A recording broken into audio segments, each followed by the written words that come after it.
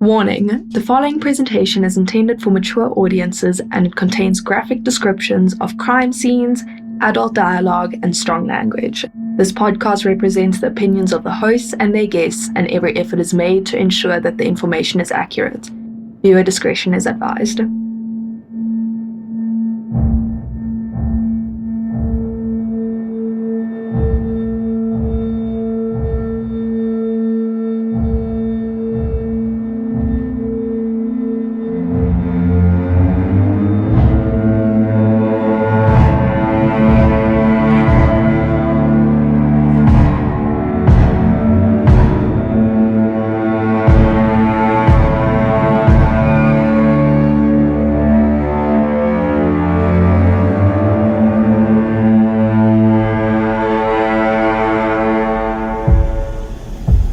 Welcome, fellow armchair detectives. I'm your host, Ashleigh. And I'm your host, Tamlyn Rossouw. And this is Just in Crime. Join us as we explore the issue of gender-based violence and femicide in South Africa by exploring the victims and their stories. Helen Lotter, a 57-year-old woman, and her mother lived together and died together. They were found dead at their Free State farmhouse. It is said that their gardener and one of his friends brutally murdered the two. Helen was found with all of her front teeth bashed out and her entire body covered in bruises, chafing, and stab wounds. This is the case of Alice and Helen Lotter. Okay, so before we get into today's case, I just want to give a little preface. This is definitely one of the most violent cases that I've come across to date. And when I say this, I mean out of my own research for our episodes, as well as the cases I come across in my free time. And also this episode is going to be touching on a very, very controversial topic, and that is farm murders or farm attacks. So this is the reason I wanted to just give a little preface, because this is a very sensitive topic in South Africa at the moment. And in no way, shape or form are Ash and I qualified to speak on this topic, as we really don't have an in-depth knowledge or understanding of farm murders or farm attacks. So please don't come for us. Don't attack us. We're simply reporting on tragic cases. And if you come for us, I'm going to ignore you. Straight up. I'm not even going to reply to the message. Watch it get deleted. Unless you have insight. But with that being said, on the note of insight, if you or anyone you know is qualified to speak on this in an unbiased way, we would absolutely love for them to come on the show and just shed some light on the situation and to inform us as hosts and you as listeners. And I love how I'm asking people to not come for us, as if this whole podcast isn't a very controversial thing on its own. Dude, literally we've spoken about such brutal murders and we're please just be understanding for this one. No, but it is hectic, guys. It is. But without any further ado, let's jump into today's case. So today we're going all the way to Allendridge, which is a gold mining town that was established in 1947 in the Free State. It's the 6th of March 2009, and 57-year-old Helen Lotter and her 76-year-old mother, Alice Lotter, lived together on their farm. Helen wasn't married, and some reports said that her mother was mostly bedridden. Their gardener was 22-year-old Joseph Hlongwane, and he knew the Lotters only as Omies. And for anyone who doesn't know, Omies basically puts the word old and mother together, and it means mother or caregiver. I'm not too sure where it originated from, but it's definitely a type of South African slang that is used. But anyway, Joseph arrived at the Lotter household on the evening of the 6th of March around 6 o'clock. He knocked on the door and Alice opened. He apparently asked for the money they owed him for several weeks of gardening work. She then apparently told him to leave, and he went to a shebeen where he went to drink with some of his friends. I just want to jump in for 2 seconds and clarify what a shebeen is. Cool, go for it. Okay, so basically shebeens were originally illicit bars or clubs where alcohol was being sold without a license. But in today, many shebeens are 100% legal. You can generally find find them in like townships, and they've actually become a pretty integral part of South African urban culture. They basically like usually serve commercial beer as well as like some traditional African beer that is made from like maize. So essentially, shebeens still form like an important part of today's social scene. And just to give you like some context, especially if you're not from South Africa, they work similar to juke joints from African American in the rural deep south of the USA. And they essentially represent like a sense of community, identity, belonging, you know, all the things we feel when we go to a bar. Dude, sometimes I really forget how interesting South Africa is as a country, like with all of the cultures and all of the people. Obviously, I don't love all of the crime. Like, no, that sucks. I don't love the crime part, but as we know, Hlongwane had some drinks with his friends about an hour later, he decided to return to the Lotter household. He jumped over the gate and climbed into the Lotter's bakkie. For anyone confused, a bakkie is basically a pickup truck. Helen at this point heard the bakkie's door open and close and went outside. She had a sambok with her, or also known as a whip, and walked toward him, clearly like ready to fight. When she saw him, he was standing with his one foot inside the bakkie and the other foot outside, and he was slowly letting the vehicle roll backwards until it hit the closed gate. At this point, he jumped out of the bakkie and ran down the road to where his 21-year-old friend, Joseph Khumalo, was waiting for him. The two ran to the back of the house, where Hlongwane broke a window with a pair of scissors and entered the house. He confronted Alice, who is the mother, and asked her where the money was that he was owed, and then proceeded to stab her with the scissors twice in her neck and throat. At this point, she collapsed onto the floor. Hlongwane then proceeded to go back to the broken window, and he called Khumalo over so that he could also enter through the window. Helen was still outside, probably from like inspecting the bakkie. So she went to the front door and called for Alice to open like the door for her. Hlongwane then sent Khumalo to the front door to open it. Hlongwane then returned to Alice, where he found her on the phone speaking with the police. He grabbed the phone and he hung up. He yet again asked her for money, and she told him that it was in her room. He took her to her room and she showed him where her wallet was. In her wallet, he found a 20 Rand note, a 5 Rand coin, a 2 Rand coin, and a few 5-cent pieces. Keep in mind, at this point, she has 2 stab wounds in her neck and she's probably bleeding profusely. Hlongwane continued to take a radio in a different room and heard Khumalo and Helen making a ruckus somewhere else in the house. He yelled that Alice had called the police and that they needed to leave. He jumped out the window with the radio, and when Khumalo didn't follow, he put the radio down under a tree and ran to his parents' house with only the wallet in his possession. Khumalo later on also arrived, but he was empty-handed. But when police arrived, he fled to a farm just outside of Bothaville, where he would be arrested the next day. So that story I just told, that's not the whole story of what happened on the 6th of March 2009. Helen's mother was indeed stabbed in the neck and throat. The 2 suspects did break in through the window and flee, but it wasn't a quick in and out as it seemed. During court proceedings, there was a lot of information that came to light that would make a lot of people feel a shiver down their spine. Both frail women were tortured to death.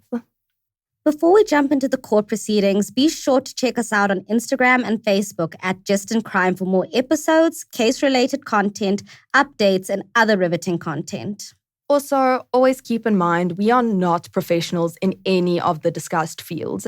If you or anyone you know is in danger, you can find resources on our social media pages, or alternatively, you can contact the Gender-Based Violence Command Center at 0800 428 428 or SMS HELP to 31531.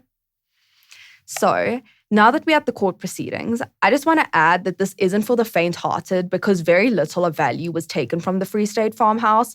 And according to forensic evidence, the Lotter mother and daughter had died excruciatingly painful deaths. They were tortured by the murderers, allegedly stabbing broken glass bottles into their vaginas. One of the women also had her breast cut off while she was alive, and their blood was then used to paint the anti-Afrikaner hate slogan on the wall of their home. Joseph Longwane and Joseph Khumalo both denied all the charges against them, which included 3 murder charges. Wait, 3? How can there be 3 when it was just Alice and Helen? Yes, 3. We'll get to that later. But on top of those 3, there was 1 house break-in with the intent to commit robbery, and then lastly, there was an aggravated robbery. In court, Longwane's girlfriend, Rebecca Bochetti, testified that her boyfriend had arrived back home covered in blood on the night of March 6, 2009. She was too scared to ask him why he was covered in blood. She had also testified that she had helped Longwane wash the blood from his hands and put his bloodied trousers in a plastic bag. Bochetti testified that Longwane ran away when the South African Police Service stopped at around midnight in front of their house. She didn't tell the police that Longwane was home just before they arrived. She also didn't give the police the bag with the bloody clothes. Bochetti lived with both of the accused men in the same house in Allendridge near the Lotter farm. The documents before the court showed that she identified Longwane's clothing during questioning by the South African Police Service's investigative team. Captain Koos Venter, who was the head of the detective unit in Allendridge, served 31 years in his police service. He testified that this was the bloodiest and the cruelest crime scene that he had ever seen. Police officers who investigated this slaughter and gathered forensic data were so severely traumatized and that they required trauma counseling. He also testified that Longwane was directly linked to the murder of the 2 frail women by fingerprints that were lifted from the crime scene by forensic experts. The forensic evidence also stated that the window had been broken into from the outside. The scary part is, despite the fact that the Lotter home was only 1 block away from the police station, no one responded to the screams of these women while they were slowly being tortured. Longwane claimed in his confession that he had stabbed Alice Lotter twice with a pair of scissors in the neck because she owed him money. Before the murders, Longwane had gotten himself drunk at a local shebeen with his comrade Joseph Khumalo and other friends. They had returned to the farm. He had gone inside the farmhouse to argue with Miss Lotter. He had submitted the statement to Magistrate Smith in Wesselbron 3 days after the double murder, and it was later found admissible. Longwane's confession was contradicting Alice Lotter's deathbed statement. Venter stated that he had received a call from Alice Lotter on the evening of the 6th of March, 2009. She asked him, "Kaptein, waar is jy?" which means, "Captain, where are you?" And then the line went dead. Unable to call back, he jumped into his car and sped from his home in Oudendaalsrus to the farm. At the back door of the home, he found a very badly injured Helen, her face coated in blood, some teeth smashed out. She wore a bloody t-shirt, and her body was covered in blood. A bloodied knife and scissors were found at the scene, as well as bloodied beer glass shards lying near her legs. Alice told Captain Venter and an attending paramedic that she had recognized their gardener when he was climbing through the window and pointed them to the worker's personal details that she kept in her passport. Captain Venter found Alice leaning against a dining room chair, just about to fall over. He gently helped her lie down on the carpet of the living room. He told the court, she asked him, "Who are you?" while he examined the gaping wounds at her throat, arms, and hands. He told the mortally injured old woman who he was, and she replied, "Thank the Lord that you care for us and that we can hide with you." These were her last words. Venter briefly searched the house and came across the woman's 2 dogs that were locked in a room. He rushed back to the woman and tried to make them more comfortable while waiting for emergency services to arrive. Mr. Mankies, who I presume was a paramedic, said Helen Lotter had gaping wounds to her hands, arms, and neck. The daughter, who was lying on the kitchen floor, was unable to speak. However, she responded by squeezing our hand whenever we asked her something. Mankies testified that Alice Lotter, the mother, was clearly in great pain when he arrived and saw her lying on the living room mat. She was fully conscious when she told me and Captain Koos Venter that it was Joseph, the gardener, who had hurt them. We turned her on her side because she complained of feeling smothered lying on her back. Mr. Mankies said she told him what had happened to them. I sat next to her on the mat to try and comfort her. She told us she was in the bath when her daughter Helen called to her, warning that she was hearing sounds outside near the bakkie. Alice then got dressed and went outside with her daughter. This is where they saw an unknown number of people standing near the bakkie. Alice shouted at them and said that she would phone the police. She and Helen went back inside the home and closed the door, and that's when they heard the window pane breaking. That's when Alice recognized the man breaking in as Joseph, the gardener. She died shortly thereafter upon arrival at hospital. Antoinette Horn, the daughter and sister of the murdered woman, had attended the trial throughout. She said that the sounds which her sister made while they offloaded her from the ambulance at the hospital will haunt her all her life. It's, however, a chapter one must try and close so that one can get on with one's life. Nothing is going to bring back my mother and sister. The gruesome cruelties that were suffered by Helen and her mother, Alice, became very clear in the coroner's report. Dr. Horst Bumba reported to the Welkom High Court that it showed that Helen's cervix and uterus were missing and that her death was caused by sharp trauma and injuries to her lower body. She was so extensively tortured that there were slabs of human fat the size of a man's hand sliced off her body. There were also severe repeated sharp trauma injuries to her lower body administered with knives and broken beer bottles. Her breasts were also partially cut off and broken bottle shards were inserted into her vagina and anus as part of the extensive torture she endured. De Bumba's post-mortem testimony also described that Helen's front teeth were bashed out and that her entire body was covered in bruises, chafing, and stabbing wounds. Due to the extreme injuries, Dr. Bumba was unable to determine whether she had been raped. Helen's mother, Alice, died from multiple deep stabbing wounds to her neck and throat. Medical examiner Dr. Wilhelm van Heersten concluded that Alice had died due to asphyxiation after breathing in blood from penetrating stabbing wounds in her neck and throat. According to forensic evidence, the Lotter mother and daughter had died excruciatingly painful deaths. It was also found that both women's blood had been used to paint the anti-Afrikaner hate slogan, "Kill the boer," or "Kill the farmer," on the walls of their home. Their sexual body parts were partially harvested and allegedly sold to a witch doctor to create traditional African medicine or muti. Whoa, hold up. We literally just covered a muti case with Masego, so it's honestly just like really, really interesting that it would come up in this episode. I guess it shows like how common it really is in South Africa. Yeah, in the episode where we discussed witchcraft and sorcery, we found out that the more painful the death of the muti victim, the more powerful the muti. But to hear more about that, you should definitely go and check out the case of Masego Khomo. So, this whole thing, like we said, of the body parts that were taken, this specific detail was, although it was reported by the police, it was not mentioned during the trial in the Oudendaalsrus Magistrates Court and in the Welkom High Court. And there was no report that the witch doctor had ever been arrested for purchasing the harvested tissue. Before I carry on, I think it's very important to state that Longwane was also found guilty of murdering Allenridge resident Bongani Landu on the 2nd of November 2007. Okay, so that's where that third murder came in. Exactly. That's why I was saying you gotta wait for that because it's coming. Makes sense. But apparently, broken beer bottles are Longwane's weapon of choice, and this would cover the third murder, like we just said. But back to the current case. Convicted murderer Longwane's legal counsel submitted justifying circumstances. He said that Longwane is a single man with a young daughter and also was very young at the time of the murders. He completed his matric in 2005 and started medical studies, but had to break them off because of financial problems. Longwane also claimed that he was forced to sign a confession, and due to this, a trial within a trial was held by Judge Hunker. He was assisted by 2 assessors in order to determine the admissibility of a conflicting signed and sworn confession by Longwane for murdering the woman. Judge Hunker examined all the statements submitted by the court by Longwane, including his claim that he had been threatened, forced, and dictated by the police to submit this confession.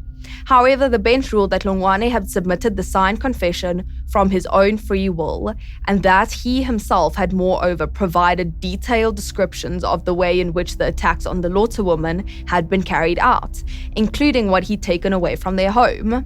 Judge Hunker said that in his 25 years on the bench, this was the first time that he had ever heard reports about a person murdered from sharp trauma and injuries administered to the lower body. He said he can't do anything else except describe the murders as barbaric and gruesome. One assessor submitted that the murderer should be sentenced to a lifetime in prison without any extenuating factors. It was said that the court should also take into consideration the fact that the Lotter women were both unarmed and frail women. It would have been easy to just tie them up and rob them without having to resort to any type of violence. Judge Hunker also said that it seemed to him as if the murders are carried out with just like more gruesome and violent manners than before. And also, I just want to throw in here, it's not like she's going to throw you with dentures. No, dude, not at all.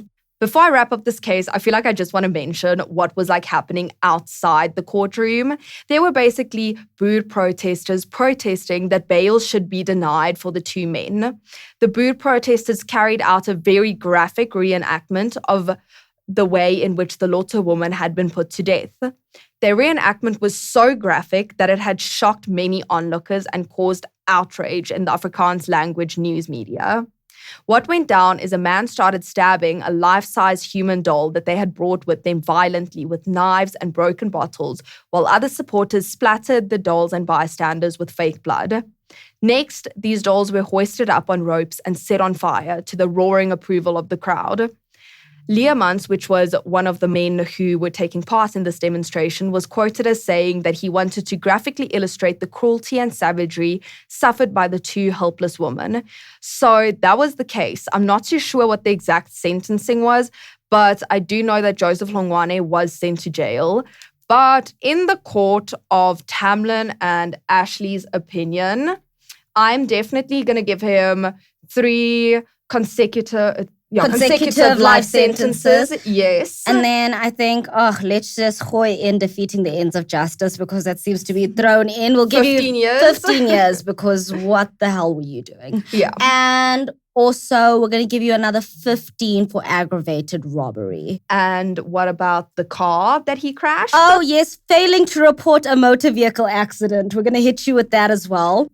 And also probably, I'm sure we could get this in, damage to property. Or conspiracy to commit murder? Yeah, we could get that. Like, we're leaving out one, theft. Because he stole that 27 rand. Yeah. So that's a lot of years. You're going to jail for life, boy. So, yeah, basically when people ask me, like, why I'm scared to be a female, like, in South Africa, or just to be a female in general, like, this case is definitely, like, one of the cases that shows me why I should be scared.